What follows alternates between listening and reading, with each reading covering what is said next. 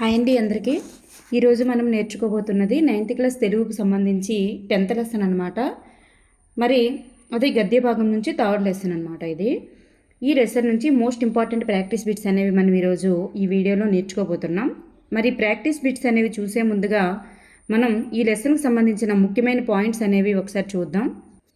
ఇక్కడ చూసుకున్నట్లయితే మరి ఈ కథను చదివి అర్థం చేసుకోవడం మరియు అందులోని పాత్రల యొక్క స్వభావాన్ని విశ్లేషించడం అనేటటువంటి జరుగుతుంది విద్యార్థుల్లో చేకూరేటటువంటివే అన్నమాట. ఇవన్నీ కూడా పిల్లల యొక్క అభివృద్ధి కోసం తండ్రి పడేటటువంటి కష్టాన్ని త్యాగాన్ని కూడా విద్యార్థులు అర్థం చేసుకుంటారు. అలాగే తల్లిదండ్రులతో, ఎందుకంటే ఇది ప్రియమైన నాన్నకు అనేటటువంటి పాఠం కదా. తండ్రి మరియు కొడుకుల యొక్క అనుబంధాన్ని గురించి తెలియజేస్తుంది. తల్లిదండ్రులతో తమకు ఉన్నటువంటి అనుబంధాన్ని, అనుభూతులను మరియు అభిప్రాయాలను వ్యక్తపరచడం గురించి విద్యార్థులు నేర్చుకుంటారు. అలాగే లేఖా ప్రక్రియలో, ఇది ఏ ప్రక్రియకి చెందిందంటే లేఖా ప్రక్రియకు చెందింది కాబట్టి లేఖా ప్రక్రియలో వివిధ రకాలైనటువంటి లేఖలను రాయడం కూడా నేర్చుకుంటారు. అలాగే ఈ పాఠం ద్వారా మరి వ్యాకరణ అంశాలు ఏంటంటే సరళదేశ సంధి, చేకానుప్రాస, లాటానుప్రాస అనేటటువంటి వాటి గురించి కూడా ఈ లెసన్ ద్వారా విద్యార్థులు నేర్చుకోవడం జరుగుతుంది. నెక్స్ట్ ఫస్ట్ బిట్ మనం చూసుకున్నట్లయితే ప్రియమైన నాన్నకు అనేటటువంటి పాఠ్యాంశానికి సంబంధించి క్రింది వానిలో సరికాని దానిని గుర్తించండి. సరికానిది ఏంటి అనేది మనం ఇక్కడ గుర్తించాలి. మరి ఇక్కడ మనం చూస్తే ఇతివృత్తం మానవ సంబంధాలు, ప్రక్రియ లేఖ, రచయిత్రి పింగళి బాలాదేవి, మరి మూల గ్రంథం వచ్చేసరికి నాన్నకు రాయని ఉత్తరం అనేటటువంటిది ఇక్కడ ఉన్నాయి. సో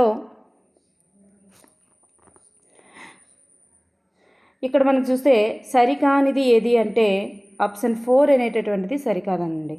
మానవ సంబంధాలు, లేఖ, పింగళి బాలాదేవి, ఈ 3 కూడా రైట్ ఆన్సర్స్. ఇక్కడ మూల గ్రంథం వచ్చేసరికి నాన్నకు రాయని ఉత్తరం నుంచి అయితే గ్రహించబడలేదు. తెలుగు కథా పారిజాతాల నుంచి ఇది తీసుకోవడం జరిగింది. నెక్స్ట్ తెలుగు కథా పారిజాతాలు అనేటటువంటి రచన నుంచి గ్రహించబడిన పాఠ్య అంశం ఏది? తెలుగు కథా పారిజాతాలు అనేటటువంటి రచన నుంచి మరి గ్రహించబడినటువంటి పాఠ్య అంశం ఏది అంటే ప్రియమైన నాన్నకు. కోడి మా నాయనని నిద్రలేపేదో, మా నాయనే కోడిని నిద్రలేపేవాడో తెలియదు కానీ సూర్యుడిని నిద్రలేపేది మాత్రం మా నాయనే అంటూ మా నాయన అనే పేరుతో కవితను రాసిన వారు ఎవరు?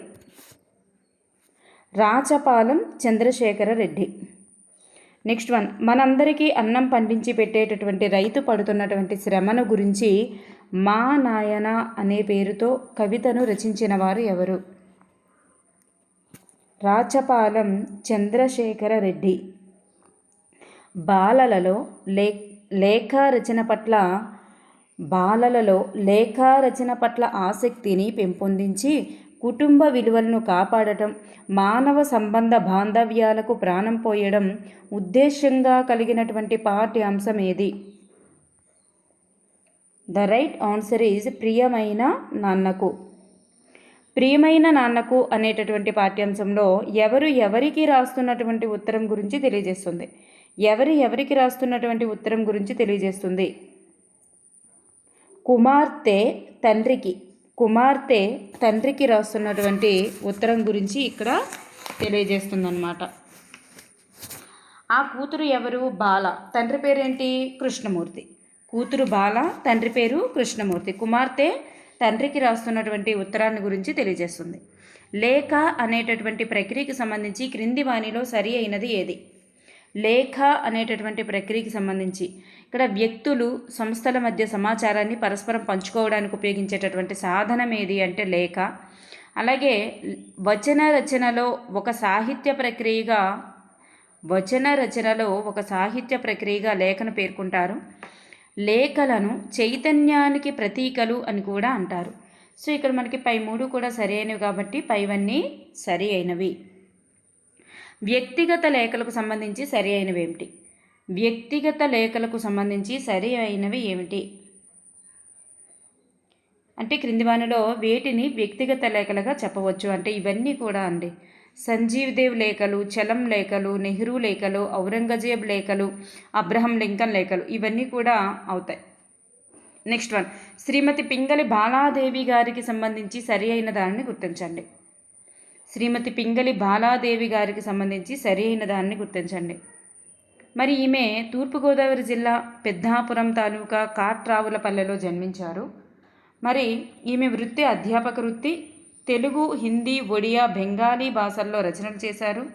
ఈమె తండ్రి పేరు వచ్చేసరికి బట్టిప్రోలు కృష్ణమూర్తి. మరి ఈమె తల్లి పేరు సుభద్రాదేవి. బట్టిప్రోలు కృష్ణమూర్తి, సుభద్రాదేవి. సో ఇక్కడ మనకి ఈ ఆప్షన్స్ అనేటటువంటివి సరిగా లేవు. నెక్స్ట్ వన్,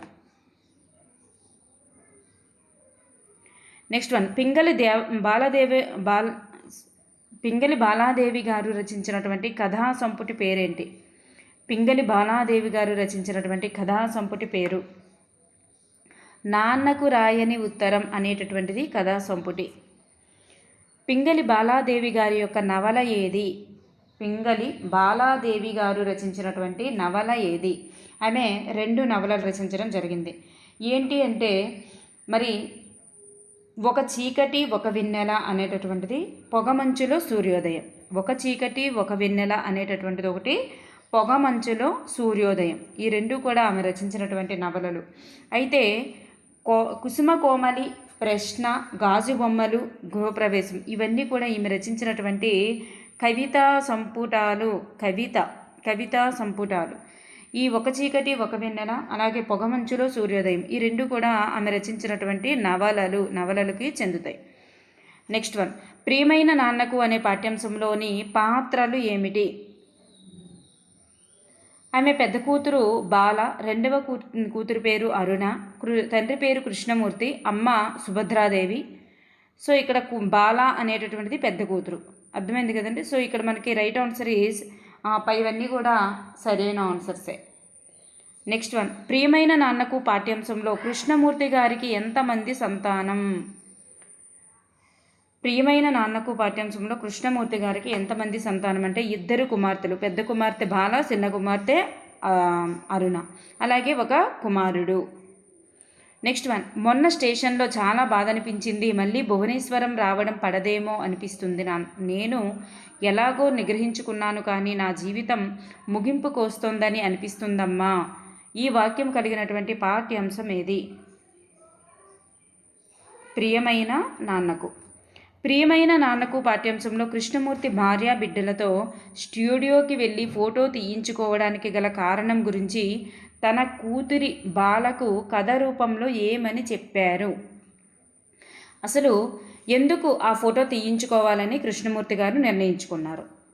కృష్ణమూర్తి గారు భార్య బిడ్డలతో స్టూడియోకి వెళ్ళి ఫోటో తీయించుకోవడానికి గల కారణాన్ని కూతురికి ఏ కారణం ఎందువల్ల తీసుకున్నామని చెప్పారు అంటే,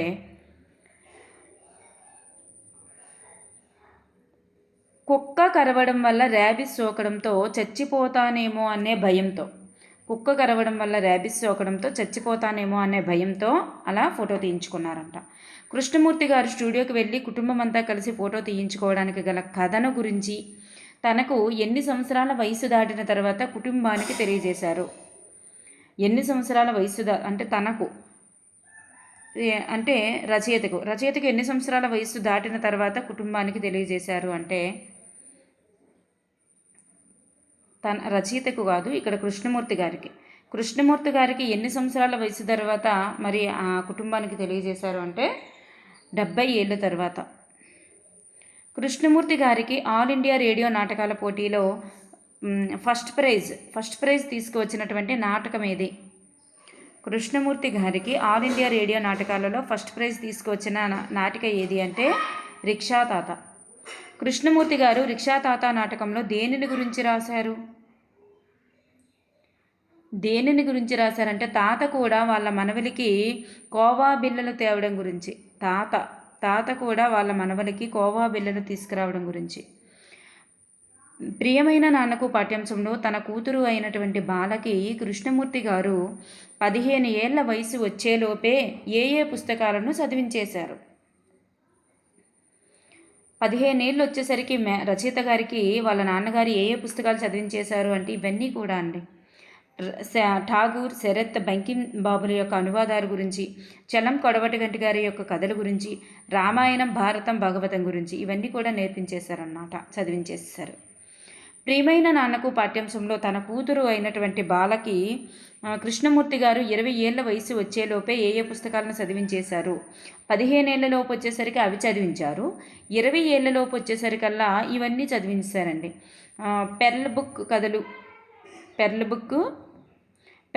కథలు, టాల్స్టాయిల్, అలాగే ఓ హెన్రీ కథలు, షేక్స్పియర్ యొక్క నాటకాలు ఇవన్నీ కూడా ఇంగ్లీష్కి సంబంధించినవి. ఇవన్నీ కూడా ఆమెకు చదివించేశారు.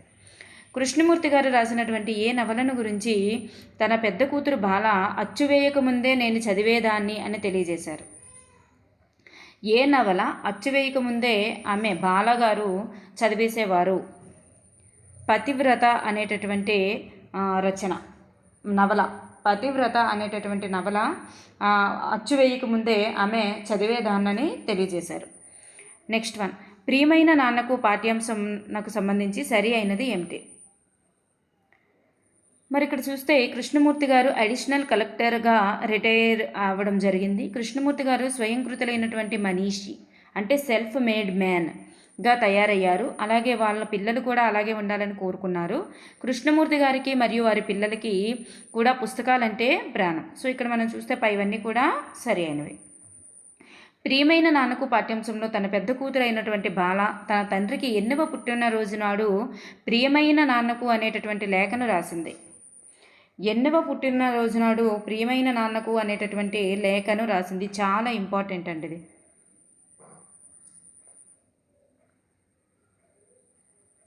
డెబ్బై ఏడవ పుట్టినరోజు నాడు నేను చిన్నపిల్లనా, ఎందుకలా గాబరా పడతారు మీరు నాన్న అని అన్నిసార్లు కాలేజీ చుట్టూ తిరిగారు అని అమ్మతో విసుగ్గా చెప్పిన ఈ వాక్యం గల పాఠ్యాంశం ఏది? నేను చిన్నపిల్లనా, ఎందుకలా గాబరా పడతారు మీరు నాన్న, అన్నిసార్లు కాలేజీ చుట్టూ తిరిగారు అని అమ్మతో విసుగ్గా చెప్పినటువంటి ఈ వాక్యం గల పాఠ్యాంశం ఏది అంటే ప్రియమైన నాన్నకు పాఠ్యాంశంలో అంశాలకు సంబంధించి సరికాని దానిని గుర్తించండి. సరికానిది ఏది? మరి కృష్ణమూర్తి గారు జూలై నెలలో మరణించారు. కృష్ణమూర్తి గారు మరియు తన భార్యతో కలిసి ఉన్నంతకాలం ఎంత అంటే 58 సంవత్సరాలు కలిసి జీవించారు. ఈ పాఠ్యాంశం బాల తన తండ్రికి మరణానంతరం రాసినటువంటి లేఖను గురించి తెలియజేస్తుంది. బాల తన తండ్రికి మరణానంతరం రాసినటువంటి లేఖను గురించి తెలియజేస్తుంది. కృష్ణమూర్తి గారికి ఉత్తరాలు రాయడం కన్నా ఫోన్లో మాట్లాడడం అంటేనే ఇష్టం. ఇది రాంగ్ అండి. ఆ కృష్ణమూర్తి గారికి ఫోన్లో మాట్లాడడం కన్నా ఉత్తరాలు రాయడం అంటేనే ఇష్టం కాబట్టి. నెక్స్ట్ వన్, గుర్తు, మననం అనేటటువంటి పర్యాయ పదాలుగా గల పదం ఏది? గుర్తు, మననం అనేటటువంటి పర్యాయ పదాలుగా గల పదం ఏది?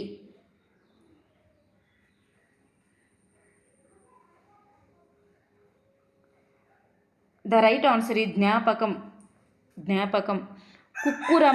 కుక్కురము పదం యొక్క వికృతి రూపం. కుక్క.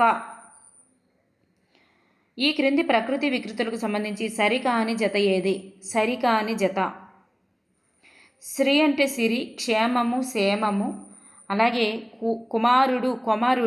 కొమరుడు వస్తుంది. కొమర అనేది రాంగ్. సో ఆశ. సో ఇక్కడ థర్డ్ వన్ సరిగా లేదు.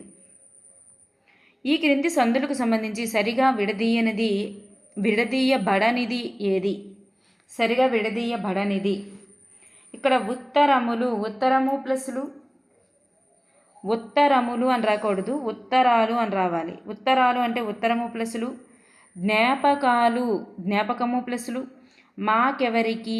మాకు ప్లస్ ఎవరికి, 15 ఏళ్ళు అంటే 10 ప్లస్ హేనేళ్ళు అనేది రాంగు. 15 ప్లస్ ఏళ్ళు అనేది ఉత్వసంధి అవుతుంది. ఇవన్నీ కూడా ఈ రెండు కూడా లులనల సంధి. అలాగే మాకెవరికి అనేది ఉత్వసంధి. నెక్స్ట్ వన్, ఈ క్రింది వానిలో ద్వంద్వ సమాసానికి చెందినటువంటి పదం కాని దానిని గుర్తించండి. ద్వంద్వ అంటేనే రెండు పదాలు. సమాన అర్థాలు ఇచ్చేటటువంటి రెండు పదాలు అన్నమాట. తండ్రి కొడుకులు, అజ్ఞానము సిమిలర్గా ఉన్నటువంటివి. అంటే తండ్రి కొడుకులు, గౌరవాభిమానములు, పఠన లేఖనములు, ఈ మూడు కూడా ద్వంద్వ సమాసానికి చెందుతాయి. మరి అజ్ఞానము అనేది జ్ఞానము కానిది నైతత్పురుష సమాసానికి చెందుతుంది కాబట్టి ఇది ఇక్కడ మనకి ద్వంద్వ అవ్వదు. చేయవలసిన పనిని తప్పక చేయమని చెప్పేటటువంటి వాక్యాలు ఏమిటి? చేయవలసిన పనిని తప్పక చేయాలి అని చెప్పేటటువంటి వాక్యాలనే విధ్యర్థక వాక్యాలు అంటారు. విధ్యర్థక వాక్యాలు విధిగా చేయాలి, చేయవలసిన పనిని తప్పనిసరిగా విధిగా చేయాలి అని చెప్పేదాటినే విధ్యర్థక పదాలు అంటారు. నీవు పాఠం చదువు అనే వాక్యం దేనిని గురించి తెలియజేస్తుంది? నీవు పాఠం చదువు అనేటటువంటి వాక్యం దేనిని గురించి తెలియజేస్తుంది అంటే ఇది ఎటువంటి వాక్యం, ఏ వాక్య రకానికి చెందినది అంటే విధ్యర్థక వాక్యం. ప్రతి ఆదివారం సెలవు అను వాక్యం ఈ క్రింది ఏ రకమైనటువంటి వాక్యానికి చెందుతుంది? ప్రతి ఆదివారం సెలవు అనేటటువంటిది నిశ్చయార్థక వాక్యం. ఏ వాక్యానికి చెందుతుందంటే నిశ్చయార్థక వాక్యం. అంటే ఏంటి? ఖచ్చితమైనటువంటి సమాచారం ఇచ్చేటటువంటి వాక్యాలే నిశ్చయార్థక వాక్యాలు, ఖచ్చితమైన సమాచారం ఇచ్చేవి. బస్సులో చేతులు బయటికి పెట్టరాదు అనే వాక్యం ఈ క్రింది ఏ వాక్యానికి చెందుతుంది? అంటే చేయకూడదు, వద్దు, అది వద్దు, ఇది వద్దు, అట్లా నిషేధించేటట్లుగా మాట్లాడడం నిషేధార్థక వాక్యాలు అంటారనమాట. ఇవి చేసే పనిని నిషేధించేటటువంటి వాక్యాలని నిషేధార్థక వాక్యాలని అంటాం. శేషసాయికి మొక్కు శిరము అనున్నది ఈ అలంకారానికి చెందుతుంది. ఇక్కడ చూడండి, శిరము రెండు ఒకేలాంటి పదాలు. ఇది ఏ అలంకారానికి చెందుతుంది అంటే ఇది మనకి లాటానుప్రాస అలంకారానికి చెందుతుంది. లాటానుప్రాస. నెక్స్ట్ వన్, ఈ క్రింది వానిలో చేకానుప్రాస అలంకారం కాని దానిని గుర్తించండి. చేకానుప్రాస అలంకారం కాని దానిని గుర్తించండి. ఇక్కడ వందనాలు, తేలుతుందా, ఇక్కడ వృక్షంబు వర్షంలో తడుస్తుంది. చూడండి, ఇక్కడ మొదటి పదం అర్థం వేరు, రెండవ పదం అర్థం వేరు.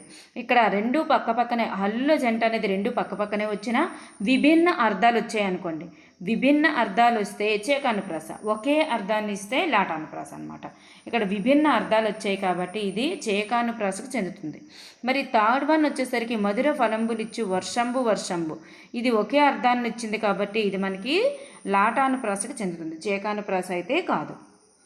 నెక్స్ట్ వన్, రామబాణం తగిలి వాలిపోయెను.